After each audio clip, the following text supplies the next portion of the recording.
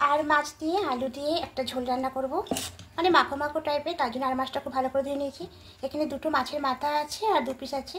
আমি আগের দিন বাকিটা রান্না করে নিয়েছিলাম, তাই এটা রেখে দিয়েছিলাম। এবার এর মধ্যে সামান্য হলুদ দিয়ে দেবো আর সামান্য লবণ দিয়ে দেবো। মাছটা খুব ভালো করে মাখিয়ে নেব।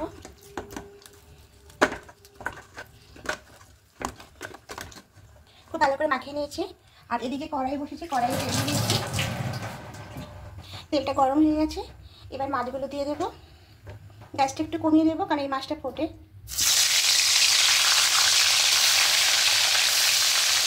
এবার ঢাকা দিয়ে দেবো। ঢাকা দিয়ে দিয়ে মাছগুলো একটু একটু করে হালকা লাল করে ভেজে। এবার গ্যাসটা কমিয়ে ঢাকাটা খুলে নেব।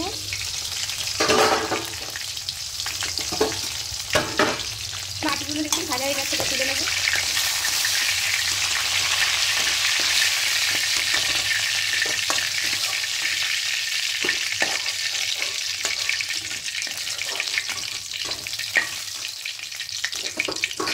এবার এখানে তেলের মধ্যে দিয়ে দেবো পেঁয়াজ কুচি।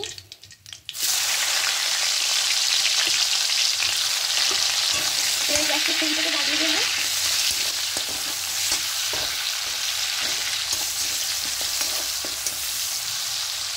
টমেটো কুচিটা দিয়ে দেবো। একটা বড় সাইজে টমেটো কুচি করেছি, এটাও দিয়ে দিলাম।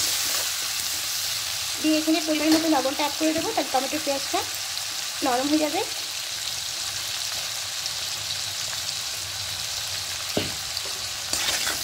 এবার হালকা একটু ভাজা ভাজা করে নেবো। নরম হয়ে গেছে দেখুন। এবার এখানে আদা রসুনের পেস্টটা দিয়ে দেবো।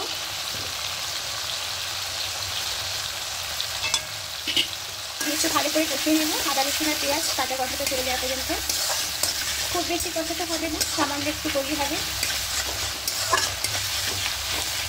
এভাবেই করে দিয়েছি। এবার এখানে দুটো আলু এভাবে কেটে রেখেছি লম্বা লম্বা করে, সরু সরু। আলুটা দিয়ে দেবো। আলুটা দিয়ে এবার একটু মশলাটা ভালো করে কষিয়ে নেবো। ভালো করে দেখুন কষিয়ে নিয়েছি। এবার এখানে গুঁড়ো মশলাগুলো অ্যাড করবো। ধনিয়া গুঁড়ো, জিরে গুঁড়ো, হলুদ গুঁড়ো আর লঙ্কা গুঁড়ো। মশলাগুলো দিয়ে আরও খুব ভালো করে কষিয়ে নেবো। তা আর মাছের মাথা দিয়ে এভাবে আলু দিয়ে রান্নাটা করলে বন্ধুরা খেতে খুব ভালো লাগে। আর শুধু আর মাছ দিয়ে এভাবে রান্না করলে হবে। তা আমি দুটো মিশিয়ে আর কি রান্না করলাম। খুব ভালো করে মশলাটা কষানো গেছে দেখুন। এবার এখানে পরিমাণ মতো জলটা অ্যাড করে দেবো।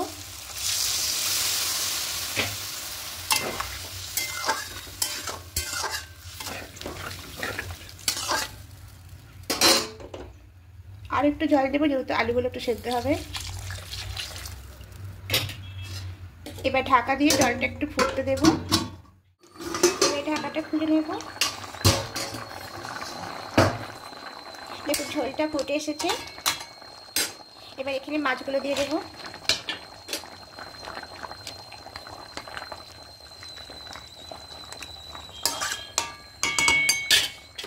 এবার কিছুটা ধনে পাতা দিয়ে দেবো।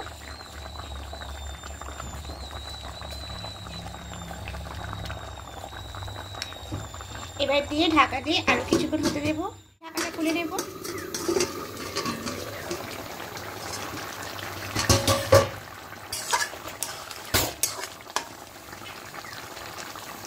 আলুগুলো সেদ্ধ হয়ে গেছে, মাছটা একদম হয়ে গেছে।